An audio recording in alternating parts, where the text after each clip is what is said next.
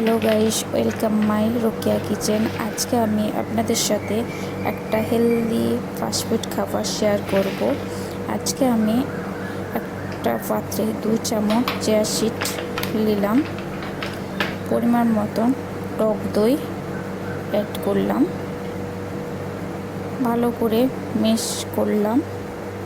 Mix করার পর 2 ঘন্টার জন্য ফ্রিজে রেখে দিলাম। 2 ঘন্টা পর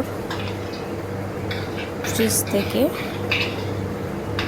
বের করে একটা বড় পাত্রে ঢেলে নিলাম।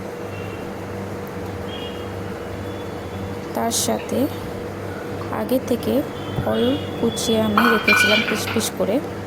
আমি যে যেটা ফল পছন্দ করি সেই ফলগুলো দিয়ে আমি আজকে বানাচ্ছি। আপনারা যে যেটা ফল পছন্দ করেন সেই ফল দিয়ে আপনারা বানাতে পারেন। ভালো করে মিক্স করে নিলাম। হয়ে গেল সহজ পদ্ধতিতে চিয়া সিডের রেসিপি। আপনারাও করে খাবেন। ভালো লাগলে শেয়ার করবেন, কমেন্ট করবেন, সাবস্ক্রাইব করবেন আর লাইক করতে ভুলবেন না। Thank you.